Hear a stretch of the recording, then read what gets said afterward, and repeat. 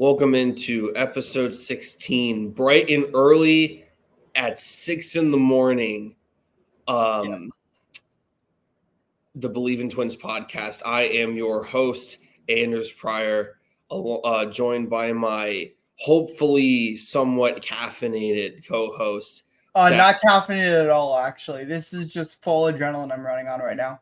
No, absolutely. But I will say, I got my sleep schedule figured out when I was back home in South Dakota. So I went to bed at like 10:30 last night with no issues. I just passed out. So I'm like, my sleep schedule's on point right now. So that's a good thing. Mine has been sort of, mine. I've kind of fluctuated a bit. I went to bed last night. I want to say like 12:30. Now it was like a little bit more leeway. It's 9:25 here on the East Coast. But no, I because of just some scheduling conflicts. This moment was the real time that we could do. It really is. The show, and so there was a chance to do it late last night, but I'm like, I don't want to put Anders through that, and I'm not going to make Anders go through that. I'd rather put myself through the harshness of doing a pod early in the morning than put Anders doing the pod at like 1 o'clock in the morning, which is probably the only time I was able to do it with. I would have had no issue. It would have been more so worrying for you and your sanity that you're doing a podcast at 4 in the morning. Yeah, that's fair. No, but anyway, so it's 6 o'clock for me here. I am bright and awake.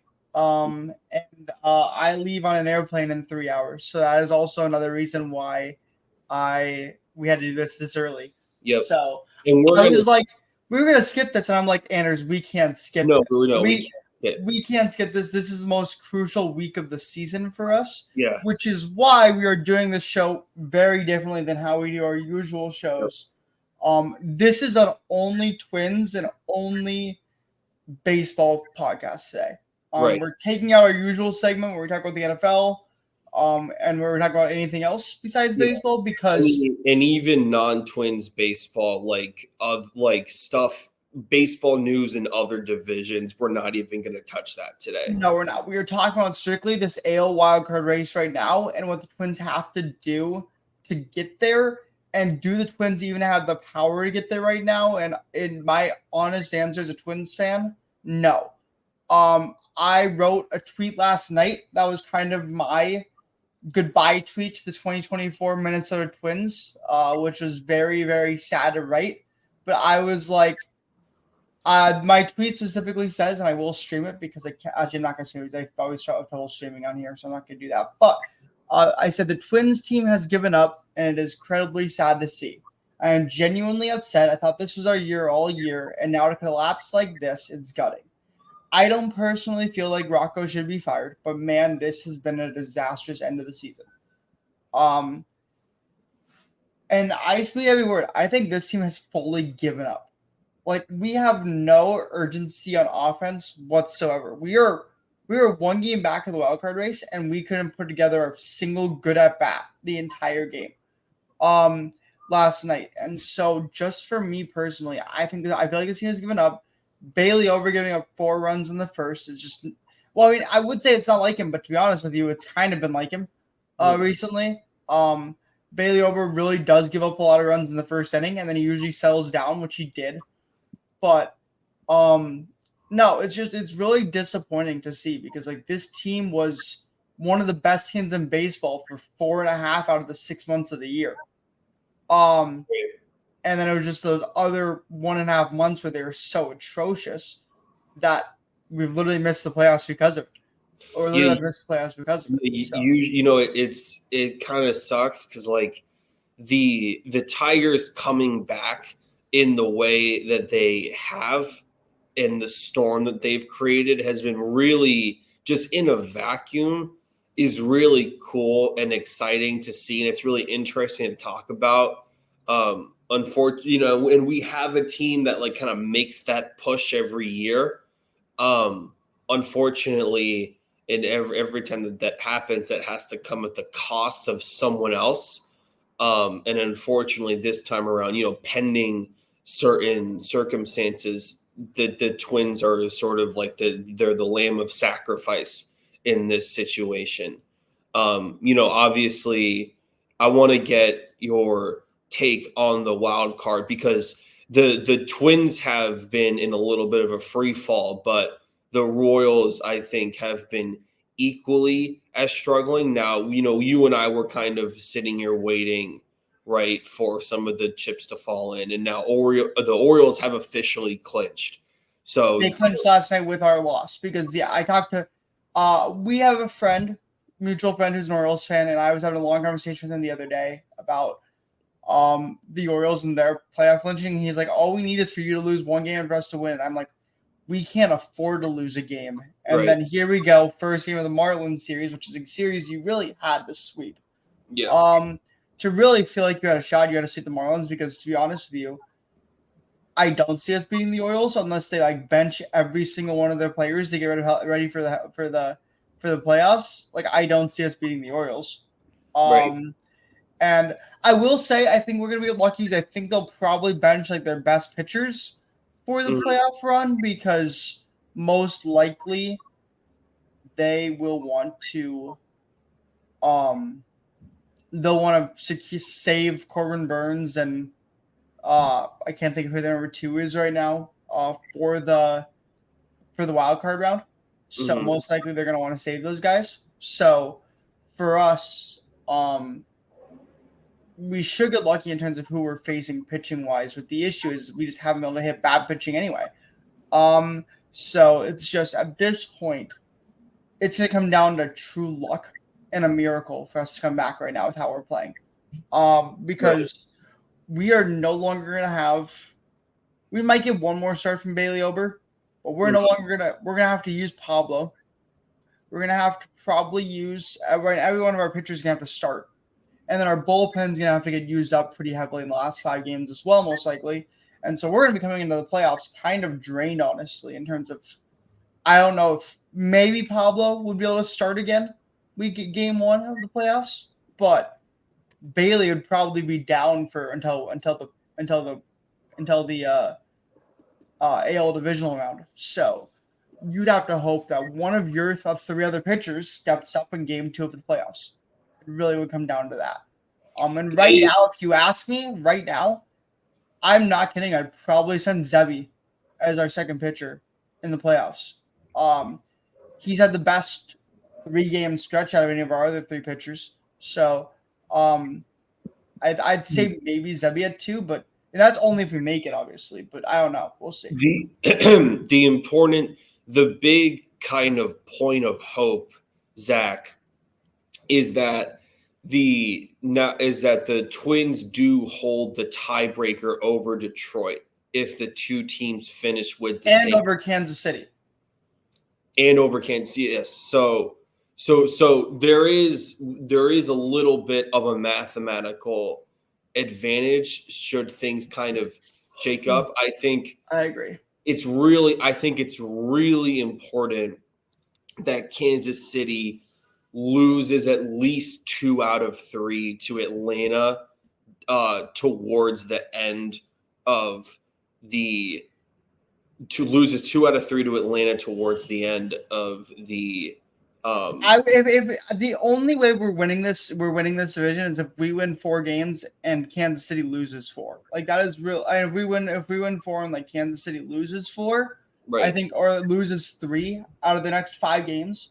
That's the only way we're making it. That means we have to win the last 2 Marlins games and then win 2 of 3 against the Orioles. I'm not sure if you know what the exact magic number is. I can't find like a module that's like giving me just like a straight answer. Yeah, no, I never can figure it out. But it's, I mean, now that you have fewer games, it's kind of easy to think of. And again, like, unfortunately, it's kind of hard. Detroit's going to do what they're going to do because unfortunately, they have Tampa and Chicago and the White Sox to close off the season, which. Yeah, no, 100%. No, 100%. The Tigers I think they have a 4-game magic number. There's no way they don't win 4 games, in my opinion. Right. So I think the Tigers are pretty much there. My only thought then would be my only thought would be the I I think the KC number is now 4 as well. Okay. So because they have the same magic number as 4. So basically, we just can't let them win. They have to lose 2 games and we have to win out, or they have to lose 3 and we have to win 4. Right. That'd be that. So, there is a chance, but right. I say that every time, and then all of a sudden we lose to the Marlins game and don't even play well in it. So it's hard to believe there's a chance right now with how the Twins So are right now, okay, so right now the Tigers, Royals, and Twins. Am I reading this? I'm trying to make sure has been. Excuse me. Okay, so the second number is the elimination number for the team trailing. I'm trying to is the merit for teams leading the division or wild card races the clinch race. I'm trying to find a graphic on magic numbers for all the teams that makes sense.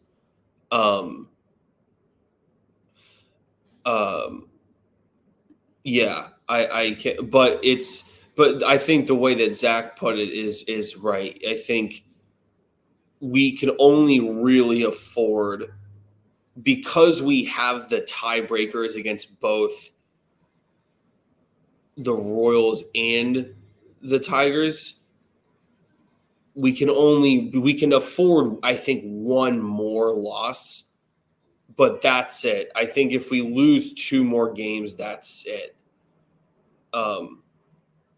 And unfortunately, Detroit is now taking all their momentum into an extremely easy schedule. And the only way they rest their best guys is if they clinch, which obviously we don't want. And here's the thing, though. The lucky thing for us is with the Royals specifically. I'm kind of only looking at the Royals to be fair with you because I think the Tigers are pretty much set. I believe the Tigers right now are probably the second best wildcard team there. So I would say they're going. So I would say looking at the Royals, what's saving us right now is the fact that right now the Braves have to win badly to make the playoffs. They have to win badly. They're half a game back of the wild card. So they are going to be giving it everything they have in that series versus the Royals, which is huge because I don't know if the Royals are going to find out to handle a team that's giving it everything they have. Because the Royals aren't good either. The Royals are kind of in the same box as us right now, where they are absolutely falling apart here. Also, both are 3-7 in their last 10. I think the Royals might actually even, I don't know what it is in front of me, but I think the Royals might have a worse record in their last 20 than the Twins do. I'm pretty sure. Yeah, I think so as well. They've been one of the worst teams this last month too. So it's not just us, it's also them. And so the issue was they did win last night and we lost. Brought the game back to 2. We're 2 games back of them now. And it's going to take a miracle for us to come back because right now, and I'm going to say it straight up again, right now, we can't win. Right. I mean, we had a doubleheader versus the Red Sox, and we got swept. I wanted to bring that up because we didn't have about that up yet. We didn't talk about that, but we lost 2-3 to the Red Sox, sweeping the doubleheader. I think the doubleheader was terrible for us, by the way. We won game 1, and then we had to sit Saturday before we finally able to play on Sunday and do a doubleheader. So I think if we wouldn't have been rained out game 2, I think we would be in a really good shot to. I think we could have won all 3 there, but I think the doubleheader kind of killed us. And it's just hard, man, because it's none of our pitchers have been consistent. I think Pablo? I think got 7 runs the other day against the Red Sox. It was. Hold on. Because I think it's Pablo got 7 runs. Pablo, 4 innings, 9 hits, 7 earned runs and just 3 strikeouts. Like, again, we're reaching an insane territory where the Twins are giving up major runs to everybody. Like, we are literally, like, we're allowing, like, I think, I forget what the stat is, but it's like we've had more 7-run games, 7 earned run games by a starter this year than we have in, like, the past, like, 5 years combined or something like that. And so just how disastrous this whole thing has been is kind of terrible. It sucks. Even like even in the past like couple of weeks, we're able to kind of look at the Lopez starts or the Ober starts, and kind of in the midst of, as Detroit was closing up, like, man, these like margins are really thin. You could look at those pitching matchups and kind of understand, through the distance that you were going to get and the efficiency that you were going to get, that you were probably going to win those games. Like, you honestly didn't, most of the time, unless it was like Corbin Burns or something, that you didn't really have to even look at who the other person was. Now, so if we can't now in the most critical moments, the reliable pieces are not reliable anymore, or not reliable anymore, but they haven't been when we kind of need them to be most. And it sucks because Zebby, like you were saying, kind of has had the best 3-game stretch of all of like the secondary guys in the starting rotation. And so, he's finally sort of getting his groove in and figuring it out. And he's kind of using that control, and using his velocity stuff in the way that we've kind of been hoping that he really can. And then instead of it being complemented by the sort of go-to stuff that we've seen, it just kind of gets lost in a, Here's a stat for you. So, for the last 21% of the season, so mid-August to now, we are playing at a record pace of 52 and 110. Which is basically the Chicago White Sox. Right. Like, we are playing, like, we are turning into the Chicago White Sox this final, like, 2 months of the season. So, shout out to us for that. But, like, yeah, like, we are, like, yeah, so, like, from August 18th to today, we are on a 52 win pace. Yeah. And then from opening day to April 21st, we were on 57 pace, and the entire way in between, we were on 98 win pace. So just those 2 stretches have been some of the worst stretches in baseball. Mm-hmm.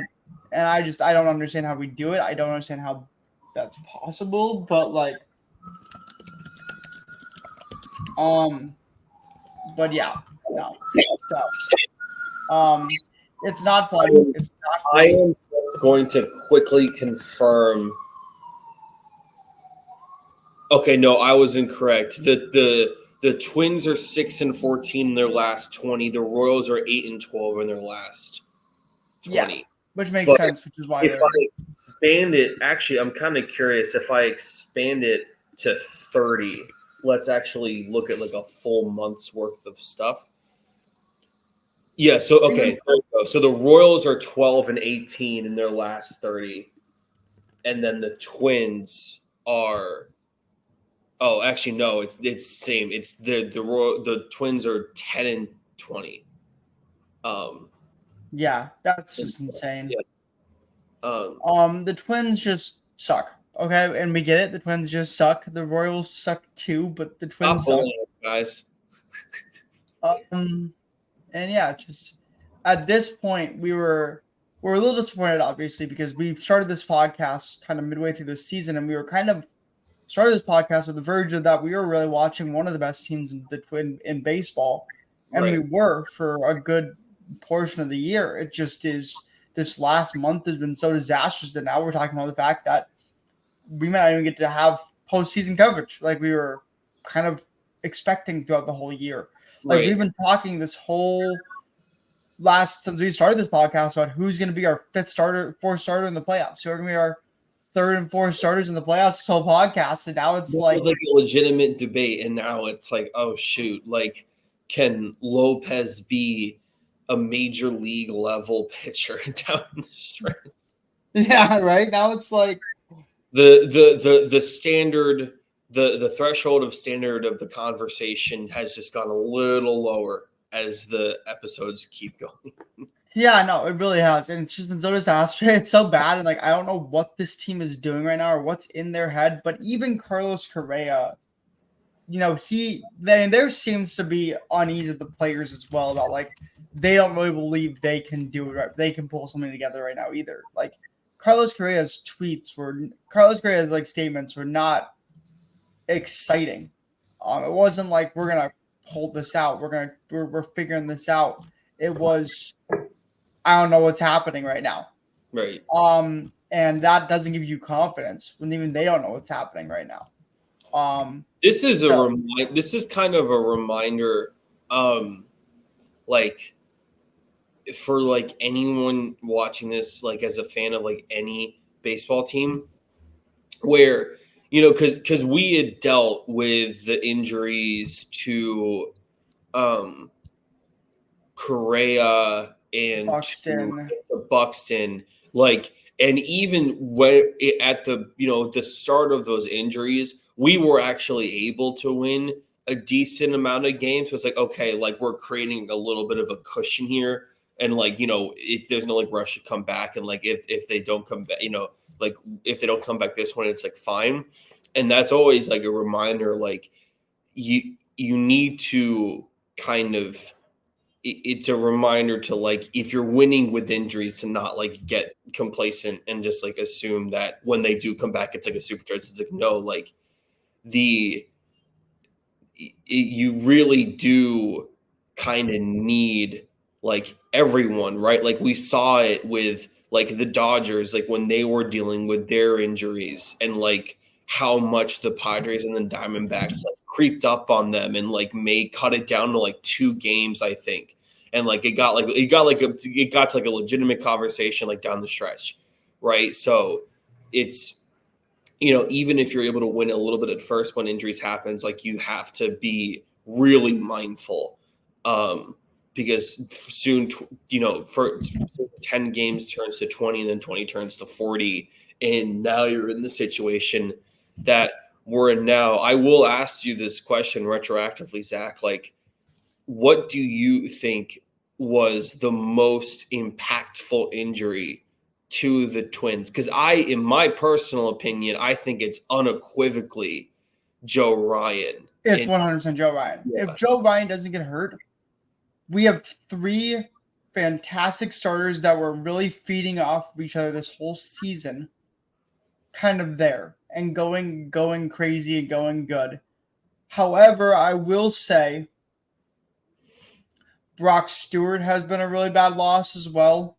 But losing him, we did lose him for most season last year, but he's always been a key piece for us late in the season. The last year especially. So Brock Stewart. And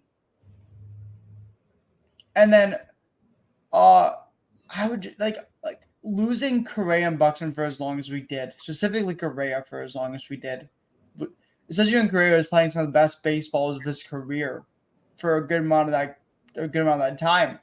Losing him for as long as we did was probably the key. But I'm going to say Joe Ryan as well, just because I think Joe Ryan was brutal. Because you can trust 3 starters to kind of carry you and have like your last 2 guys be a little iffy, like Woods Richardson and Festa be a little iffy. Right.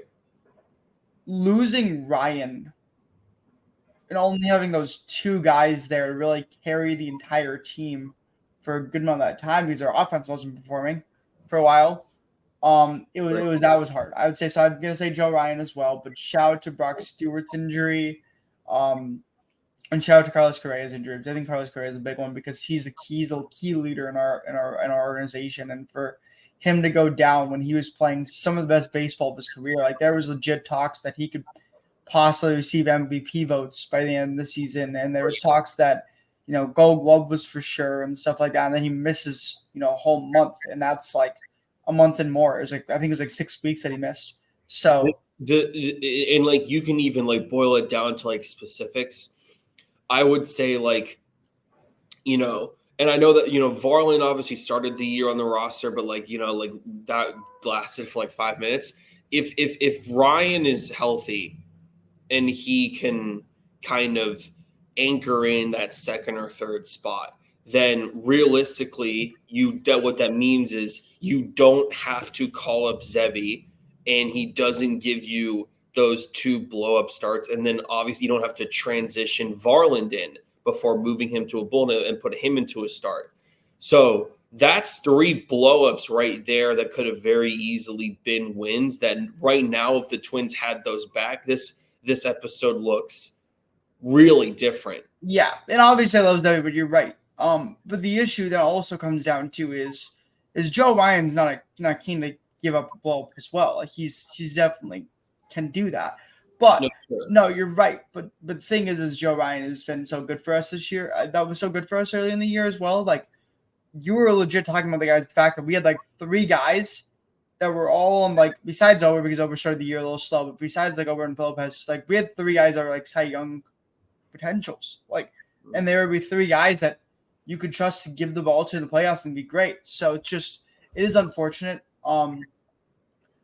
But these happen in baseball. And here's the thing is like our offense is 100% to blame for this. And in my opinion, the death of our offense has been hard to watch. I mean, you're sending out guys that don't even have a hit in like 20 games at this point, it feels like.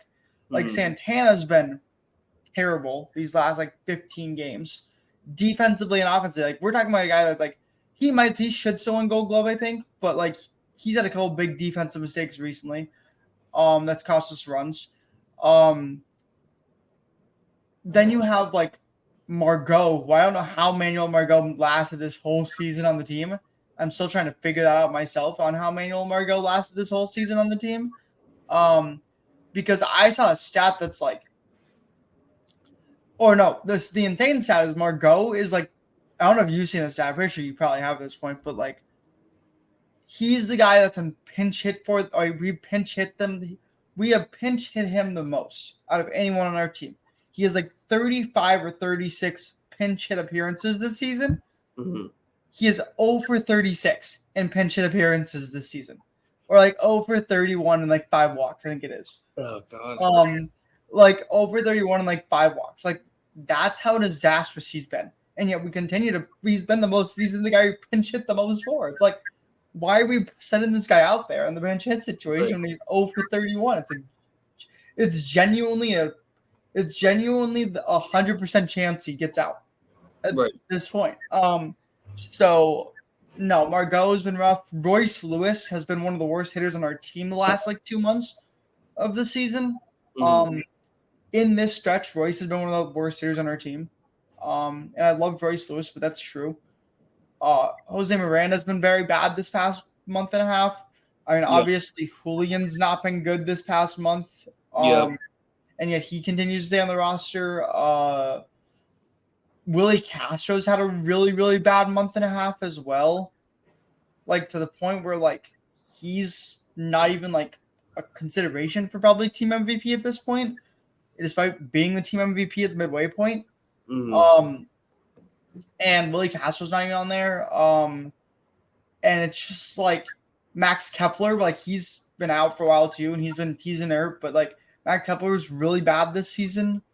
And he probably has already played his last at bat for the Twins.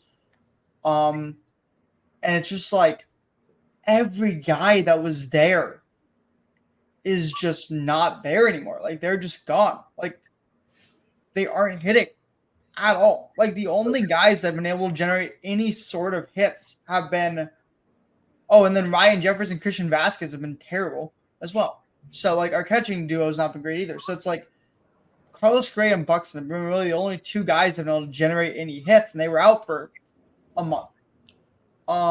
they probably were both rushed back too, and they still are getting more hits than anybody on our team combined. Yeah. So it really is unfortunate how bad this has turned out to be. And I don't know, Anders, if you know where to find the stat. I've looked to find the stat.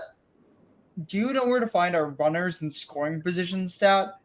Like what are percentages with runners and scoring position? Because we are basically one of the worst teams in baseball at running and scoring. I would try StatMuse, although sometimes they have some pretty surprising blind spots when it comes to some not overly complicated stuff. Let me look here. 24 team. Let's go team sets here. Hitting.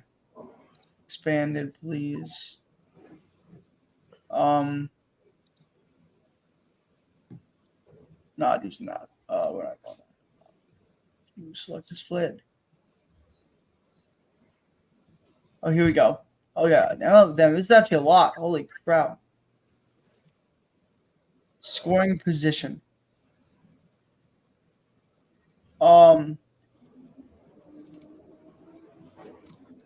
Scoring position year to date. Can I not choose year to date? I guess I have to choose year to date.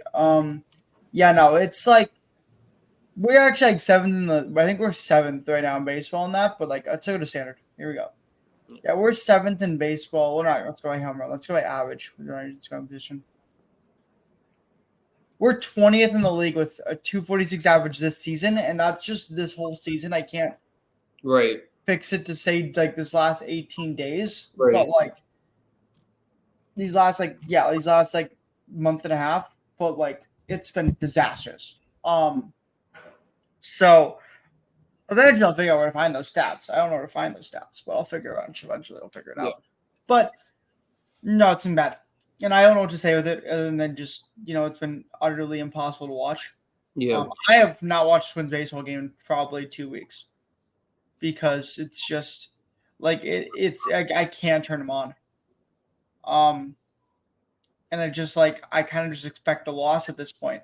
So with that, Anders, we've done a lot of Twins baseball talk. We've done a lot of wildcard talk here. Yep. Realistically, Anders, looking at these last 5 games, how many do you think we actually win? So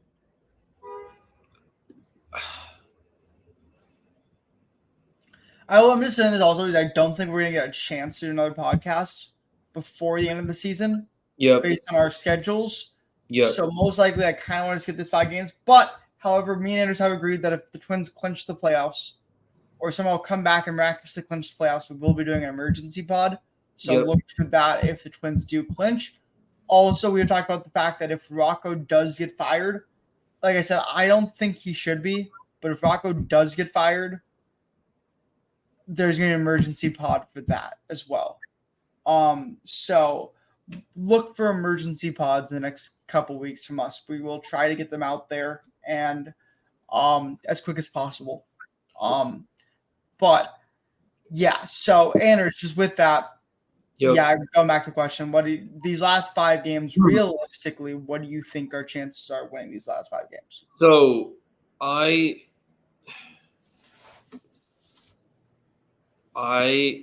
this is really sort of difficult. So I think I do think that the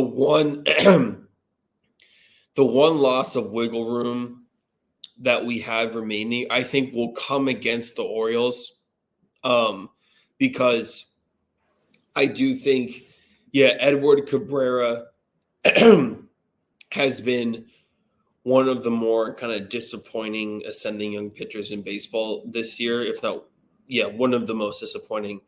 And then Valente Beloza, who I personally have not heard of. I have not heard of him either. To be honest with you, I've never heard of him either. I've not heard of him either. But I am going to this point just take a bet on the Marlins offense, which has been like the Twins offense, but throughout the duration of the season.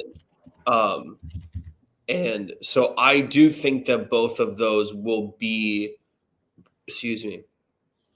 I do think that both of those. Oh, look at his Savant page. Look at Valente Velazquez's Savant page. Is it? Oh, is it? Man, that is hard. Just look. You just gotta look, my guy. You just gotta look at it. Hold on. You gotta look at his Savant page. This is my computer's waking up too, just like me. Like that is insane. That is okay. So yeah, we're gonna win that game. That is. And for those of you that don't know what we're looking at right now, because it's hard for us to stream on this thing while also trying to keep the thing going. Let me see if I can figure it out. Let me see if I can figure out how to share this with you guys, because this is. I'll share it. I'll just share it. If you can't see it, let's just share it. This is what we're looking at. Anders, do you want to explain what we're looking at here? So for those of you who are not familiar with Savant, usually for batters, like Savant is not. It's really like a gauge to sort of tell you like what kind of pitcher or what kind of hitter someone is, like stylistically what their strengths and weaknesses are. And for a pitcher, you can, that's not quite as sharp of a principle there, but you can get some sort of similar proxies. But if everything is this low, that means that they're just bad. Yeah. And, like, for example, so that's Valente Belozzo's thing, and that's like a Griffin Jax's baseball zombies. I was looking at Griffin Jax. That's Griffin Jax's. For reference, that is that I like. You can always go to Griffin Jax if you want to just like what a baseball's on page is supposed to look like, because Griffin Jax knows what a baseball's on page is. Go to Edward Cabrera for me, Zach. Edward Cabrera, I got you. Yeah, because so if you can see there, like if you look at like the two kind of big weak points there, he walks a ton of people, and he gets hit hard. And he gets hit hard. So, and this Marlins ballpark is, it's a big ballpark, very similar to what we see, a lot of those central ballparks, like what we see with. And look at those pitching run values, man. That is so hard to see. And, like those big ballparks like Target and, like Kauffman, like the Twins do put up good numbers in those kinds of ballparks. And so, I think getting walks and then just delivering singles and doubles, I think is really all you need for this. I think, obviously the medium ball route I've hammered in has been, I think, the most consistent route for the Twins for victories this year. Even if we kind of stammer on that for a couple innings, I think we should be fine. So I do think that these two wins, these two last Marlins games, excuse me, I apologize, should be fine. The question is which, we can have one win of wiggle room, loss of wiggle room, excuse me, and who do you think it's going to be? Now, my immediate thought is Suarez. I that's what I was gonna say. Albert Suarez has been, I think, However, Zebby's been very good for us that game, so that'd be a huge game for Zebby to step up and do that. The question then becomes, we're setting Festa. I was saying Samuel's just in Festa, Pablo, Zebby, and then you're basically forcing Ober to pitch. You're forcing Ober to pitch the game before the playoffs, which means you are going to have Ober until second round for sure. Right. So you're going to have to. So Ober will be pitching Sunday. Pablo will be pitching Friday versus the Orioles. So if both of those guys, if we can win the two games versus the Marlins and not blow those games, yep. And then both Pablo and Bailey give us the best starts, like their best that they can give us. Right. That's 4 wins right there. Yeah. And I would say even if we lose the Zebby start, which I assume we probably would, because Suarez has been very good this year. Yeah. If we lose that game, that's the 4 wins we need to at least give the Royals a little scare. Right. And that's what the Royals don't. That's what the Royals. I would say the Royals right now. If the Royals lose even just one game to the Nationals, like even if they just don't sweep them, that's huge. No, that's massive because then all of a sudden they have to win 2 of 3 versus a Braves team that also needs to probably win 2 of 3. Right. Wins 3, win 2 of 3, or 3 of 3. If the Twins take care of business against the Marlins, then the tiebreakers that the Twins have over the Tigers, and like we're making assumptions about the Tigers. Obviously, they can make things easier for us if they want to. I think we're both predicting that they won't, but we're not saying that's 100% off the table.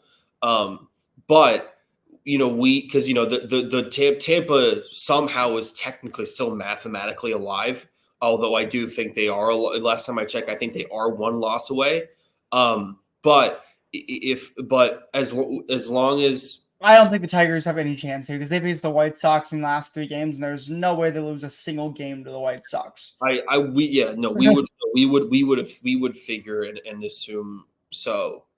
So I would say right now it's only the Royals, and if they can lose, like if Michael Wacha or I think Mackenzie Gore pitches tonight for them, or no, it's Hers. I don't even know who Hers is. Yeah, DJ Hers. DJ Hers. But if Michael Wacha can carry the Twins here, tomorrow, do they get Gore? Do the Royals get Gore? Oh no, sorry, no, they don't.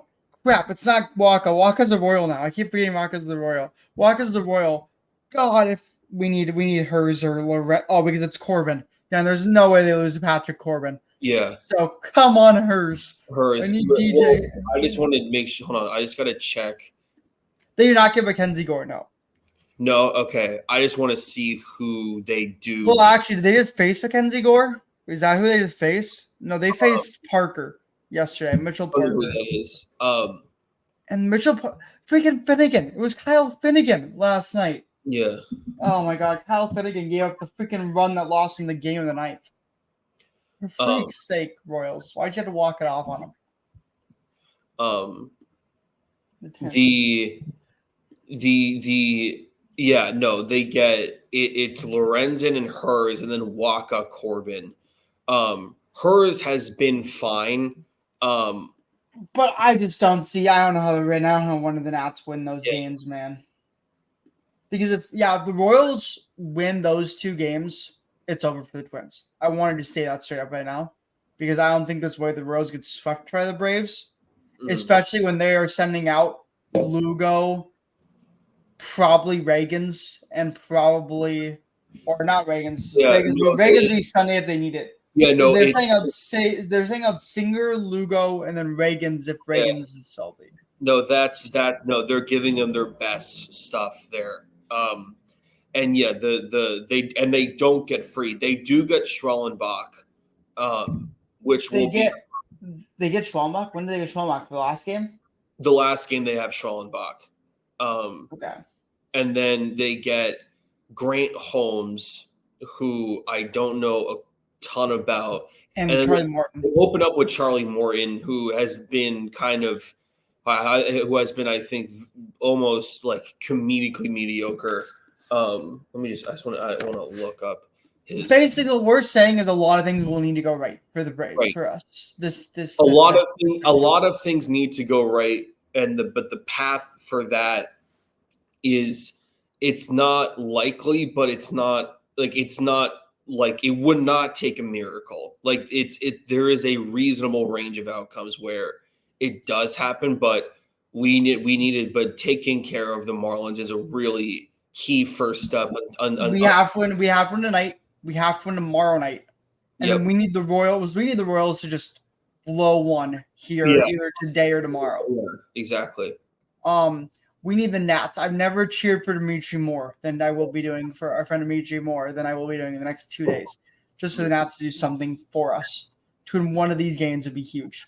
And then it comes down to we need the Braves to win 2 of 3, and we need to win 2 of 3. So it's just, it's going to come down to miracle at this point, but they do happen in baseball. If it will come down, but hey, who doesn't love a game 162 though? Like where it actually matters though, right? I hope that happens. Like I hope we get to a game 162 that fully matters. Right. Wouldn't that be neat if it all shook out to where if we win, we're in, and if we lose, we're out? Yeah, no, it would be awesome. That would be sweet. That would be perfect, and we might be doing an emergency pod before that game then or something like that. Yeah. But no, it's like no. The Twins know the Royals know what they need to do. The Tigers know what they need to do. The Twins are no longer in control of their own destiny, obviously. So it's just sit back and wait. Right. But with that, Anders, I'm gonna stop this here. Yep. Because you got a flight to catch. I have a flight to catch, and I also technically have not finished packing yet, so I probably should finish packing. Too up and worried about the Twins to focus. Yeah, on. I know, right? But no, yeah. So we'll figure that out. But Anders, I just want to say thank you for coming on, and thanks for doing this with me at a weird time for us. Yep. But no, I'm very happy to be able to get this done, and obviously, we're in major hope for now that the Twins can do it. We don't know when our next episode's going to be, but whatever it is, the mood of it will be either ecstatic or just completely grim. And there's no 50-50. There's no 50-50.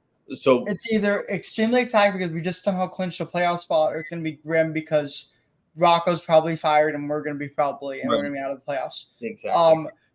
But with that, Anders, I'm going to end it here. I will do the sign off here because I think at this point, I'll just do sign off. The duties here. But this has been the Bleav in Twins podcast, episode 16.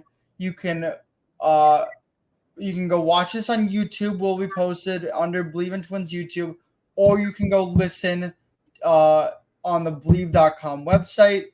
Spotify, Apple Podcasts, or wherever else you get your podcasts. We will be there. And with that, you can also go tune into the Nerds Room Sports podcast, which is me and Anders have been trying to get back and doing regularly. We did an episode a couple days ago.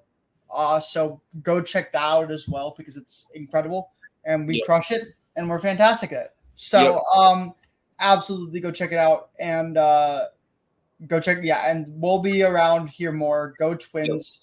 Go Twins. And yes, we are happy to be bringing you guys this Twins content early in the morning today. And it has been a pleasure.